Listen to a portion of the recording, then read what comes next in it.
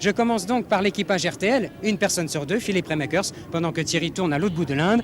Alors quel reportage proposes-tu aujourd'hui? Alors oui, j'ai rencontré un Qatari assez singulier. Je crois que les images parlent d'elles-mêmes. Voilà, ça a été tourné au Qatar.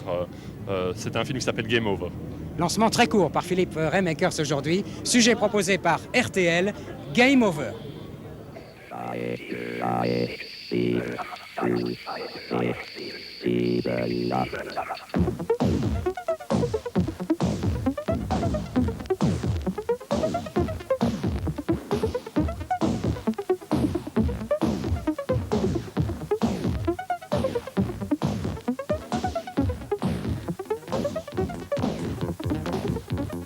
Khalid Abdin, 28 ans. Il a vécu aux États-Unis. Surdoué en informatique, cet homme est recherché par la juridiction californienne et les polices de 32 États américains. Il est l'un des premiers à avoir été condamné en vertu de l'article 502C du Code pénal de l'État de Californie, qui réprime toutes les fraudes par voie informatique. Mais voyons plutôt son acte d'accusation. Volontairement, illégalement et avec l'intention de nuire, Abdin a accédé à un système informatique, l'a altéré, endommagé et détruit, ainsi que son réseau, ses programmes de défense et les banques de données secrètes utilisées par la société US Leasing International. Par ailleurs, il a détourné sur un compte à numéro connu de lui seul des remboursements clients pour l'équivalent d'1,5 million de dollars US. Ce diable d'homme, à qui aucun secret programmé ne résiste, vit en liberté ici au Qatar. Et il a accepté devant les caméras de nous parler de son aventure extraordinaire.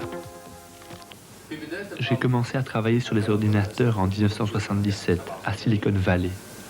Depuis, beaucoup de choses se sont passées.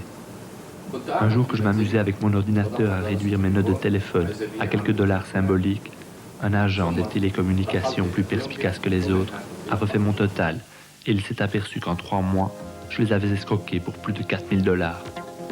De fil en aiguille et après des perquisitions, ils ont tout découvert et j'ai dû fuir en bateau pour la Colombie, d'où j'ai pu prendre un avion pour le Qatar.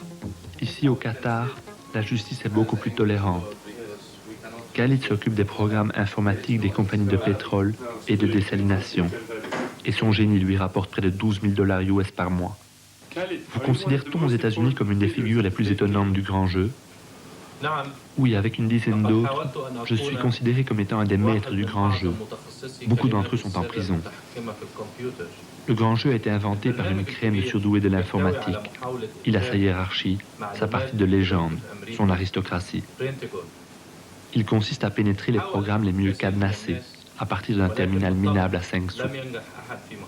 Le coup de rêve, par exemple, serait de dialoguer secrètement avec les cerveaux artificiels de la Bank of America ou du Pentagone. Des tas de malades essayent, mais bien sûr, aucun n'y est jamais parvenu.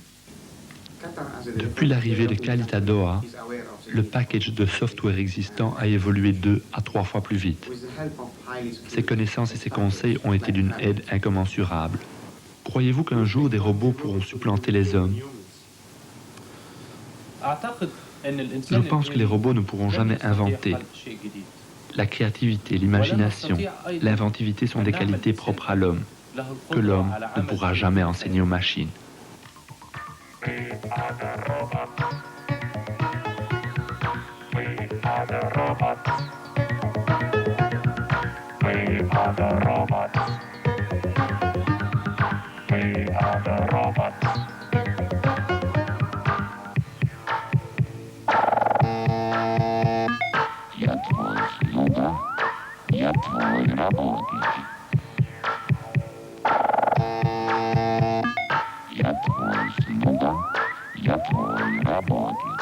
C'est certain, ces progrès de la science transforment l'image du monde et font de chaque surdoué en informatique un malfrat potentiel.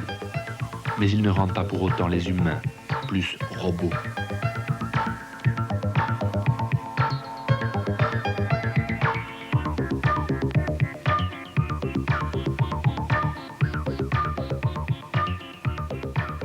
Un sujet sur les dangers des technologies modernes dans un pays qui est un pays de tradition, Gérard Jugnot.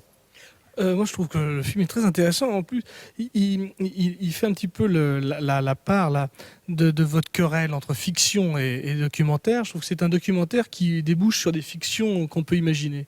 Moi, j'aime bien ça. C'est vrai qu'il y a un rapport avec le Wargame, le film.